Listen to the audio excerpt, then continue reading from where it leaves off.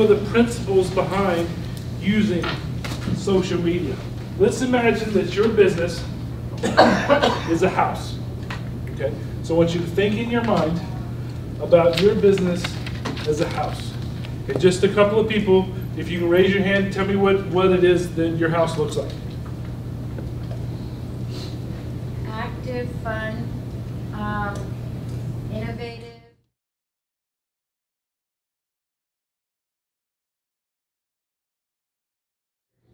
Here, because we're in different locations of the U.S. Oh, I see. I see. A lot of times I'll ask people, and we're not doing this today, but I'll ask people, I'll say, if your business was a boat, what type of boat would it be?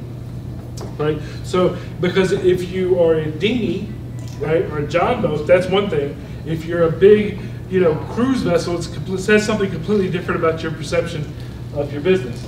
But in this case for today, we're talking about your business as a house. What we're going to do is we're going to look at it from a layout of a blueprint, right? So not necessarily the outside of your house, but the inside and how it runs, how it operates. Looking at this, your website is your front lobby. Everything goes through your website. You go to a meeting with someone, before they even get to their car, they've probably Googled you and gone to your website, right? It's the first impression, it's your front porch, your front lobby. All right, now, your social media is like your back deck, okay? It's about existing customers and guests. People have to come through your website, your retail or your office space, that's kind of like your dining room where you actually meet them formally. Then after they go through sales in the foyer, become a customer, then they're hanging out with you in the living room, they're your customer, they get to have the consumer experience. Then they go to the back deck because they're part of the in crowd, right? That's what social media is. It is social, not retail. Hence it being called social media, not retail media. So it's about building relationships, not selling people. If you have somebody over to your house, or worse yet, you go over to somebody else's house, and you think you're gonna go on the back porch and you're gonna grill some hot dogs or something, and they sit there and try to sell you insurance the entire time, it's gonna make you mad, right? Same sort of thing. You're building relationships. You may eventually sell insurance to this person or buy insurance from this person because you know them and you trust them, not because they give you a sales pitch when you're supposed to be roasting marshmallows, right? It's about interacting with people. Social media is where you actually get to have back and forth. You can actually have a one-on-one interface with somebody at Coca-Cola via social media, something you can't do normally. It's about insider information and rare opportunities. That's what that is all about, social media. You say, because you're my buddy, I'm going to do this for you, right? It's about sharing and doing favors for each other. You want them to do you favors as much as they want you to do favors for them. It's a two-way street. The problem is, if you do it wrong, it is offensive. Like I said, if you go back here and there's some salesperson, it offends you because it's not what you're there for. All right? So you have to be very careful to follow the etiquette rules of social media. Now, I have a handout I'm going to give you at the end of today. It's a packet filled with lots of sheets. One of the things that are going to be in there has to do with the ethics of social media. You'll have that to refer back on. But a lot of the main things that I'm trying to communicate to you today is do not sell to people on social media because it's offensive. Now, you do not want to do social media wrong because it will damage your brand, your company, and it happens all the time. If you want to be entertained for a little while or have your heart shocked, Google social media mistakes, and you'll see companies that have done this, made this damage, and what all this done to their brand. If you let some 13-year-old kid run your company's social media, and they say something they don't need to say, it can ruin your business.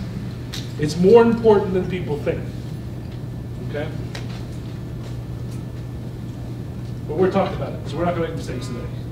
All right, so let's talk about how to use them in general. It all starts with your website, all right? All of these are different types of social media. They are all modern social media tools are in the digital realm, okay? The king of that digital realm is your website. It's the most important piece you have because everything connects to it. Once you're in digital, the step from your front door, so to speak, to from wherever you heard about them is a click away. So your website is going to be very, very, very important. So let's talk about your website for a minute. Your website is the #1 marketing asset that any company has, period. Okay, it's more important than your office space. A lot of people don't even have office spaces anymore. Your website's the most important thing you have.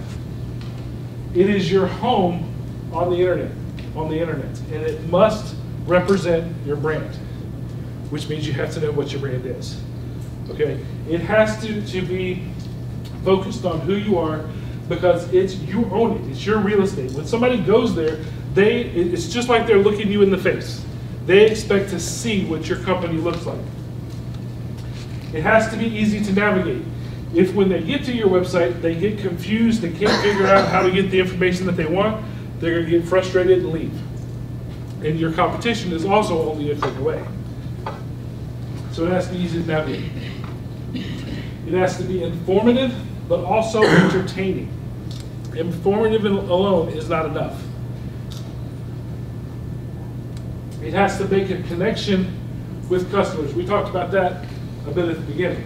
Lifestyle, what their emotions are, what their needs are. You need to know your customer so well that you can reflect their life on your website. Because then you make a connection with them, they feel a kinship, and they'll do business with you more than they would somebody else. Right? All right, so what are the various types of social media that he was talking about? Blogging is one. Blogging is the next generation of the newsletter. Right? Newsletters started off, they were printed and mailed. Right? Then we had e-newsletters, which were emailed or downloaded. Right? That's the second generation of the newsletter. Today, you don't have to wait for it or find it. You can do a blog that's actually part of your website. Now, what it does is it helps establish credibility for you as an expert. It makes you a knowledgeable person in whatever your subject is. So that's one of the benefits to doing it. It also helps establish a relationship with your reader.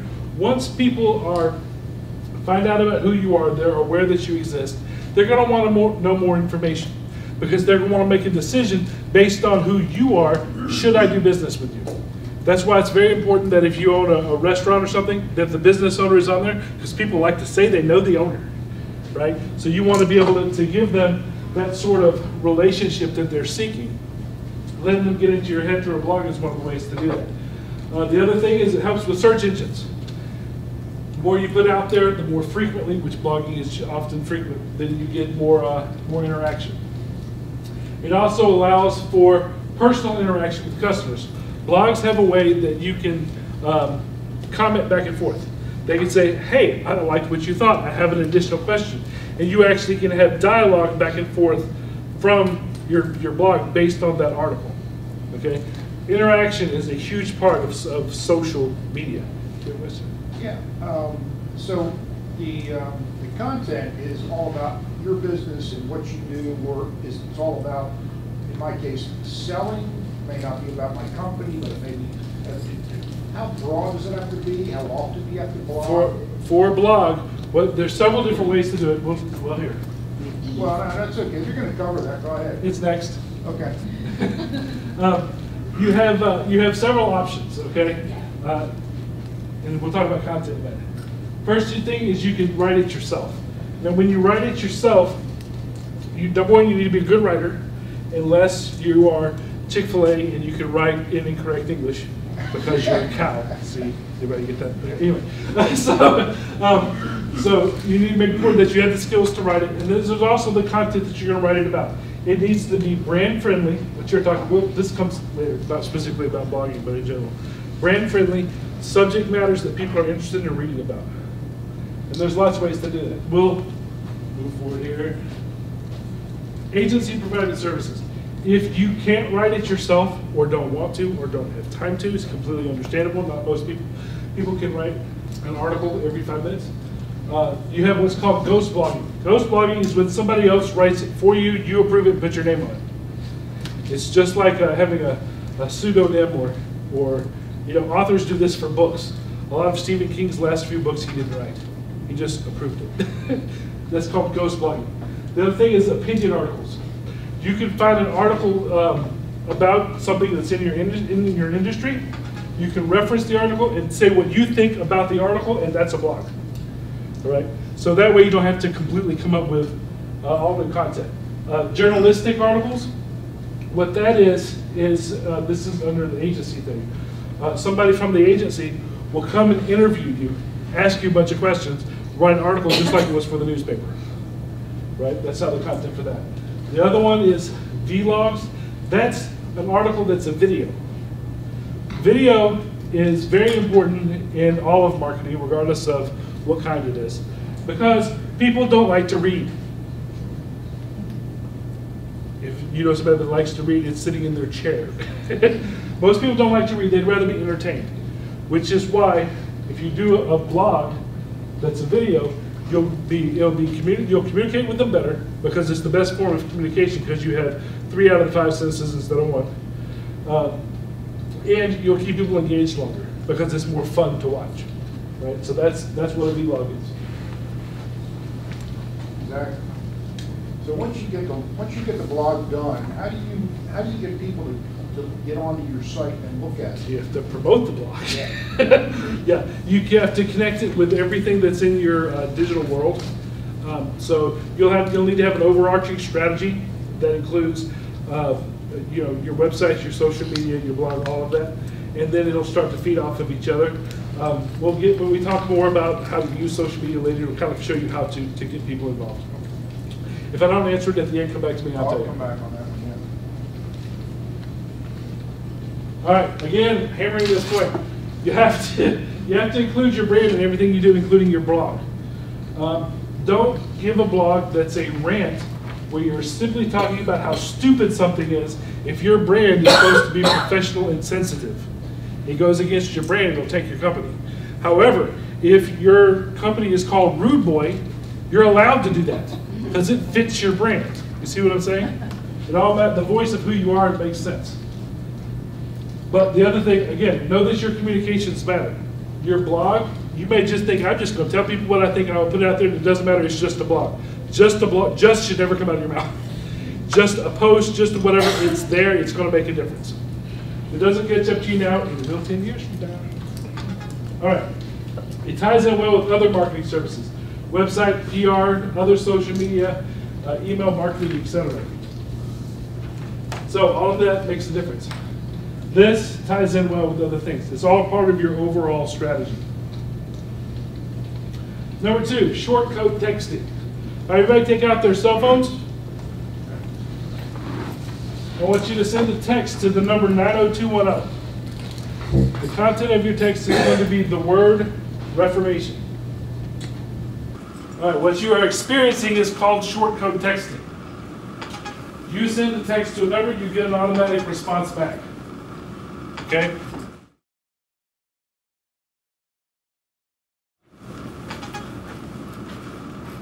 It's a great way to send contact information in real time.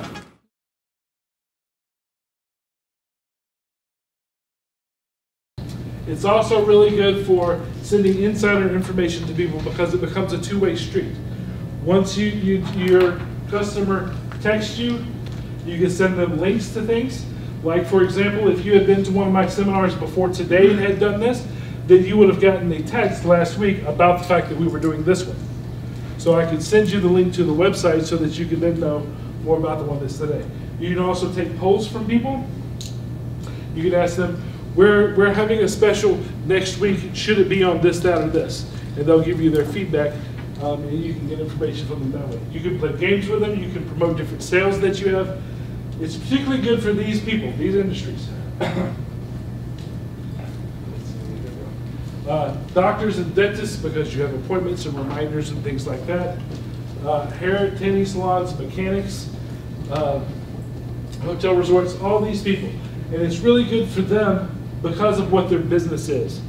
Right? For example, a hair salon You're selling, we're having a special this week on, you know, coloring your hair or whatever it may happen to be, right? To get people in your door because your business is slow. You start that dialogue back and forth via this text marketing is really what it is. But it heads back and forth. Redbox, you'll see over here, they use this all the time. How many of you use Redbox? Do you get the text from them constantly saying, hey, we recommend this week, and here's a coupon, right? That's to you making you feel special because you're one of their customers. So people don't get annoyed with receiving short code texting? If you text the mess out of them, they will unsubscribe. You have to be very sensitive to, and that's with any social media at all. It is a privilege for them to call you a friend and for you to call them a friend. Do not abuse it. They will leave. You cannot constantly be hammering them with stuff. So yeah, they would if you kept doing it. So you have to be sensitive. That's another thing about just being smart. E-newsletters, go mobile. This is another thing that it's used for. You send out your newsletter once a month, not once a day, Right. so that you can keep in touch with me. Mobile applications. There are lots of different types of this. One's for checking in places, doing reviews, photos, coupons, retail directories. There's lots of these that are out there. And a lot of them do both. Like with Facebook, you can check in, but it's not a check-in app. So do you put, so on every one of these texts you have at the bottom, reply, stop, cancel? Yes, you have the right to, and that's FCC. On every text. Oh, That's the FCC. That has to be there. You can't sign somebody up and then not let them Well, opt my out. etiquette is nice too. I mean, Right. it doesn't mean it's law about it. Yeah, it's also the law. Is there a charge to do that, or a subscription service for you? Well, there's a charge for as the business. That's what it meant. Yes, yeah. Yeah, you have to set it up and use the technology. Yeah. All right, so these are some of the mobile applications that are out there. Foursquare, Swarm, Amazon, believe it or not, is a social media app as well as retail. Have you guys heard of these? Yeah. Okay, there's also custom. You can make your own app.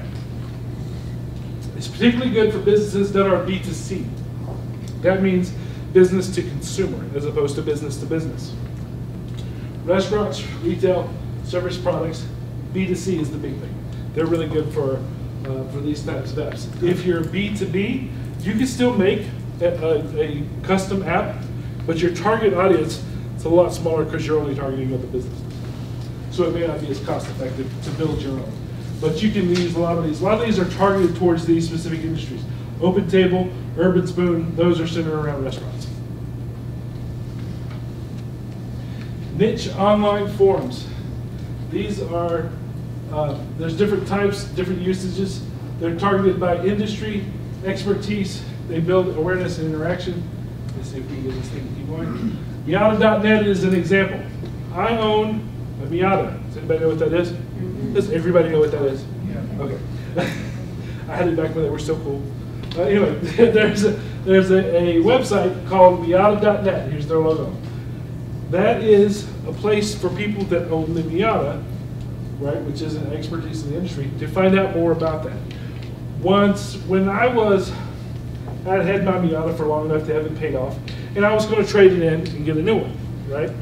Then I found this website, and I saw all the different things that you could do to it aftermarket, right? Souping up the engine, adding this, adding that. It's actually a very popular race car. It is so cool, you know. So I went on there and I found all of these companies that support the Miata aftermarket.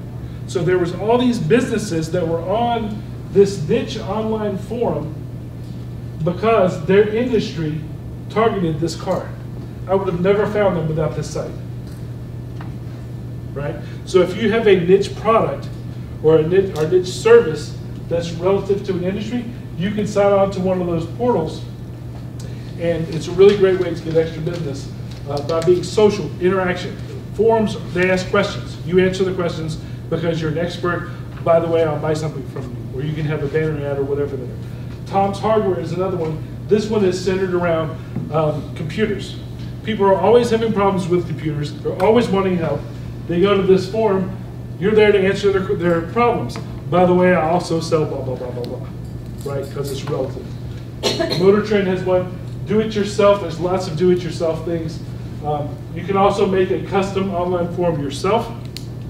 It's particularly good for products, technology-oriented things, home-oriented DIY, software, support services, those sorts of areas. Do you have a question back there?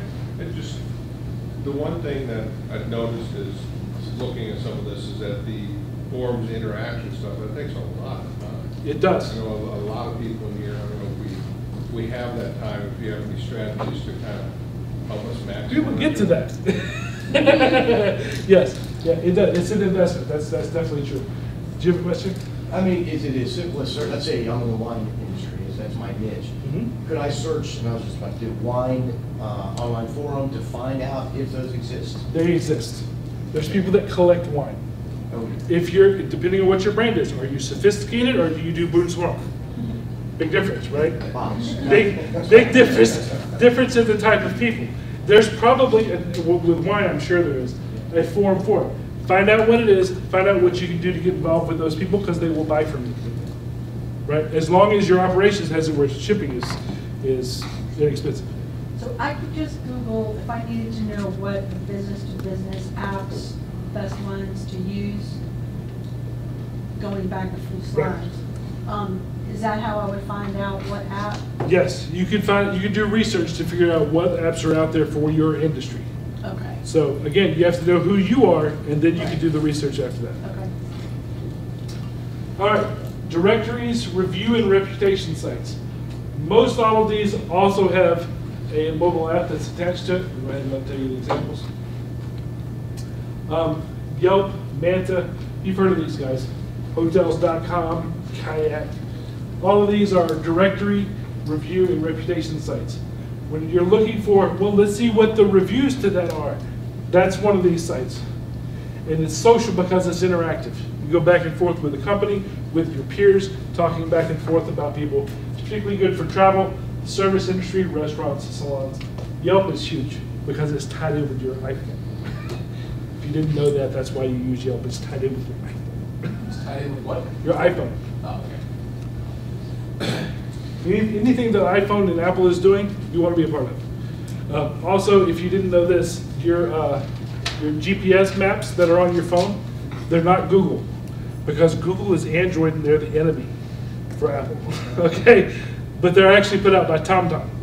If you want to be added to that, TomTom, so you go to TomTom, the GPS people. You remember that? Remember GPS before it was on your phone? Social media channels, hubs, profile sites. This is the most commonly recognized and the most utilized of all the social media tools. All right, so we're going to spend some time talking about this overarching to begin with, a little bit of time on the detail, and then we'll really get into how to use them afterwards, okay? So, which channels should a business use in social media? Well, these are the top sites that are out there. Does everybody recognize the icons? Yeah. So which ones you should use depends on who you're trying to reach and why. You do not have to be on every social media thing that's out there, because some of it is going to be a waste of your time, and your time is precious, like this gentleman was saying. Okay? So you have to know who uses what, which we're about to go over, and why. Okay? Now, can you be on all of them? If you have all the time in the world, sure. You try to manage every social media site that's out there, it'd be really good for SEO. It will completely eat up your time because there's tons of these sites that are out there. And you just don't need to be on all of them. However, these are the top ones. You should be on these if it's relative to your business. Now let's talk about what that means. Pinterest. Pinterest is majority women. If your target customer is not a woman, don't go on Pinterest, because it's a waste of your time. All right, majority women, ages 25 to 54. If you're targeting 13-year-olds, they're not going to be here. Will there be some? Maybe, but it's not the majority, okay? Pinterest started being about crafts, do-it-yourself crafts, and recipes. It was a way for women to share what they did in the home. It then became a fashion showcase. This is what I like to wear. Where did you find that? Again, replacing the gossip and the talking at the water cooler for women, that's what this site became. It grew through peer growth to be huge, and then everybody started jumping onto it because, like we said before, with majority adoption, people jump on board to things without even knowing what they are. So you could have a auto mechanic that's on Pinterest for no reason. Or you could have an auto mechanic that's on Pinterest because they're trying to reach women. So it really depends on what it is you're trying to accomplish. All right, Twitter. Twitter is one of the earlier social media tools that are out there. Therefore, it is very, very well known. However, unless you're a celebrity or a politician, you don't need it.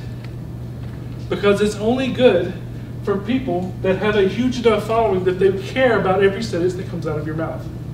Okay? And the majority of your businesses, nobody cares that much to hang on to your every word. Right? If you're Kanye West, you know, there you go. Donald Trump, everybody's up to whatever he's tweeting about, right? It is good for SEO, it is good for contests. Now, even though you don't need to use it, I would recommend every business be on Twitter because it's really good for SEO because of how long it's been around. And everybody knows that it exists. I would tie it with something else so you don't have to spend all your time managing it. We'll get to that later. What is SEO? SEO, search engine optimization. Oh, that's, okay. Yep. Everybody know what search engine optimization is? Yes.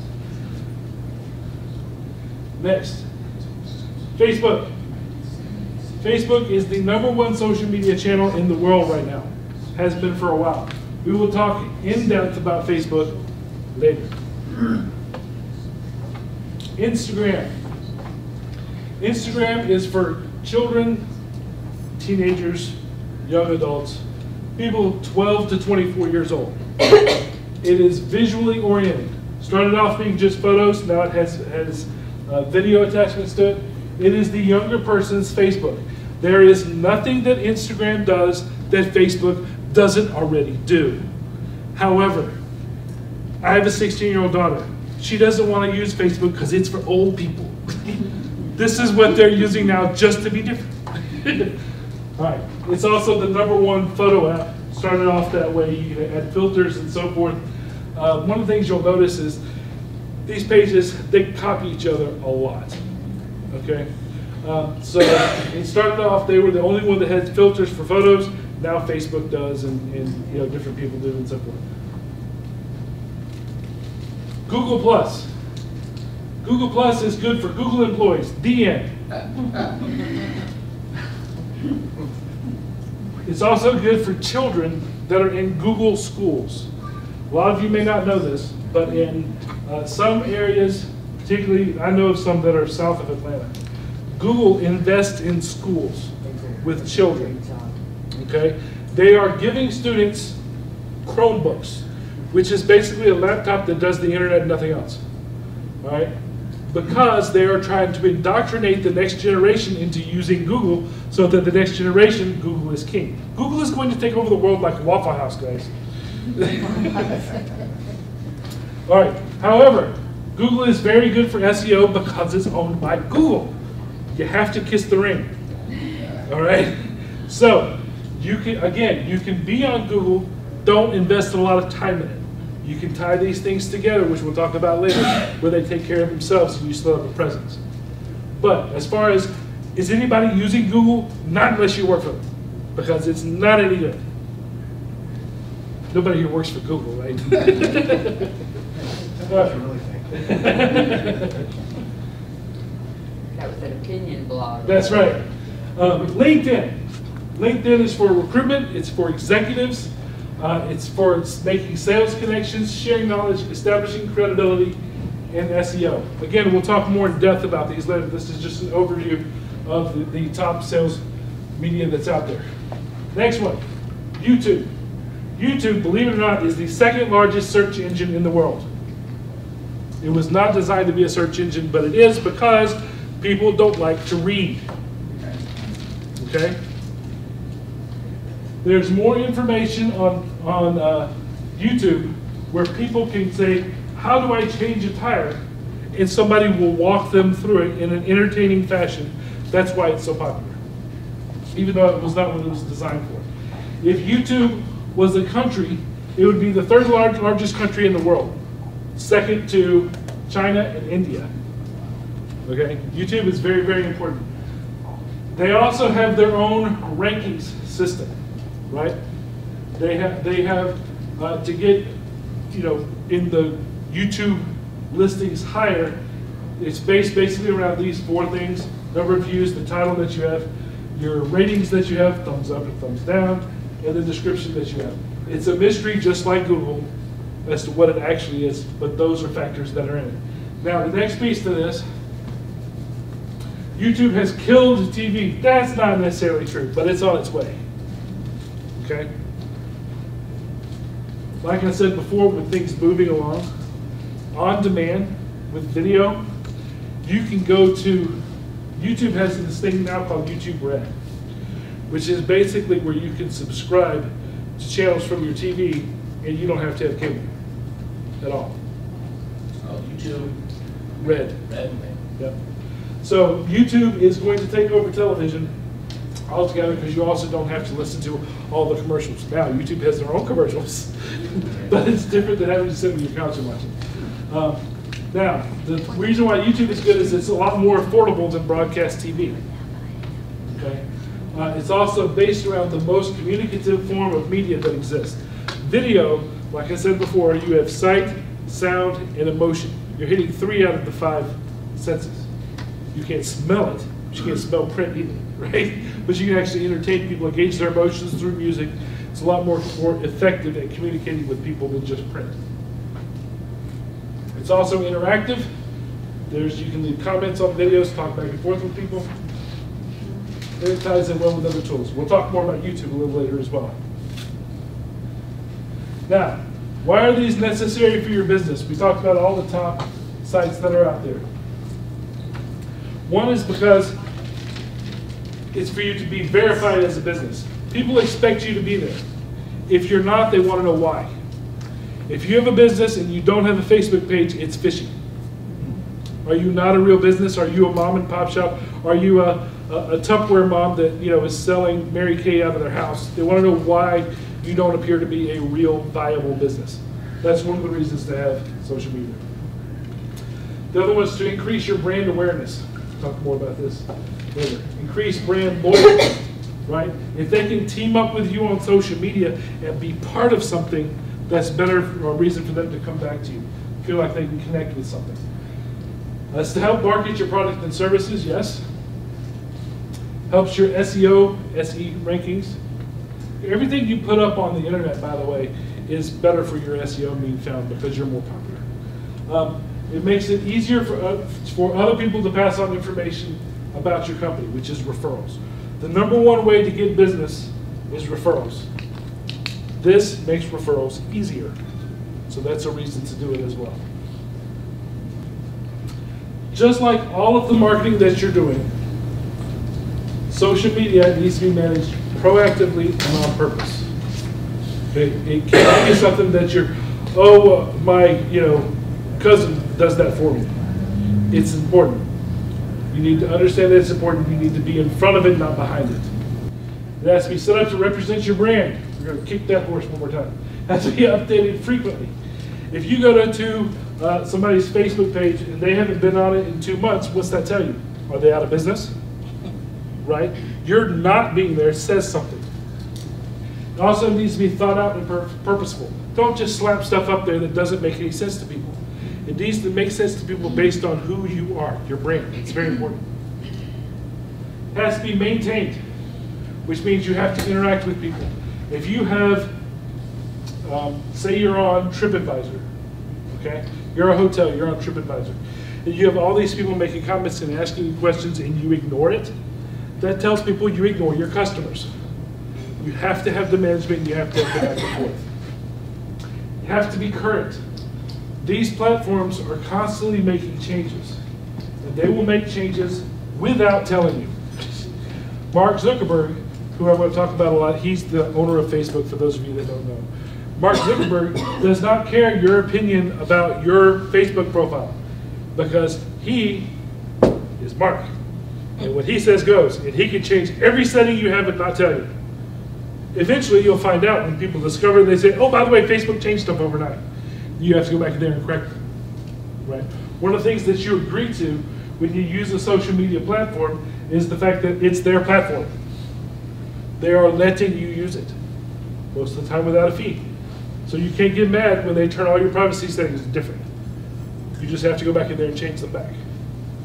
Networking group social media use. Because I was coming to the Chamber of Commerce today, and I've done this workshop with different networking groups before. A lot of you guys will be part of a networking group, BMI, PowerCore, NGBC, different networking groups that are around town. Okay, if you're not, you should look into it. It's really great for small business. Now, there's a certain way to use social media in the networking capacity that I'm about to share with you. So, if you are in one of those groups and nobody knows this, you get to be the hero, okay? The first thing is all the members of the group. Does anybody know what I'm talking about when I'm talking networking groups? BMI, PowerCore, y'all know what that is? Okay. All the members of your group have to be respectable for this to work. No offensive photos or postings or it brings down the entire group. So you have to have an understanding amongst all the people that we are not going to be putting up things that upset people. Then you have to all connect together. Now, what I recommend is to have a separate Facebook business page for the group. So you will have BMI Johns Creek, right? They'll have a Facebook page for that. All of you will connect to that page. That's how you're all connected. Everybody that connects to it just said that. All right, next. Every week, or every however often you meet. Some of these networking groups meet every week, some of them every other week, some of them every month. Every time that you meet, that's what we're talking about here. You'll have one person from the group. Usually it's a person that's assigned. All right? Usually there's a leader of the group that does all the managing and the hosting for the meeting. Somebody will be assigned from the group to manage this Facebook activity that I'm talking about now. They will post who is going to be speaking at that group meeting on the Facebook page using @linking. Does everybody know what @linking is? I'll talk more about it later. @linking is how you connect somebody else's Facebook page to your post using this symbol. What you can do is, I'll just run through real quick. What you can do is you're making a post, you type the @ symbol and then a letter, and everybody's name that you're connected to that starts with that letter will show up. Once you go through the list, you find them, you click them, you've just linked their profile to yours. So, one person from this group will post whoever's speaking. So, if we were at a network meeting, right? We're at Greater North Fulton PowerCore, right? That's where we are right now. Matt here would have said, hey, that's my job. Last week he would have posted, this week we're having a speaker, which would be me, which he would then @link to let everybody know to come to see the speaker that's coming. People that saw the post could then click on my name, go to see who I am and what I'm about. All right. It's also managed to get your group page, which he's posting for, in front of everybody that's already one of my friends as well. So it's a two-way street. The next thing to do is you share it, comment on it. So he posted, you're a member also, you're going to share it, you're going to comment on it. So are you, so are you. It starts getting the internet buzz going about whatever subject we're talking about. Okay? Once the meeting is over, after today, you will then thank the speaker on your page. Thank you so much for so-and-so that came to speak with us today. Again, use the @linking. That connects you to their audience. So people go, who is this that is thinking so-and-so? I would like to see what business they have, right? Because that's the whole idea, is communicating your business. Comment on other people that have done the same thing.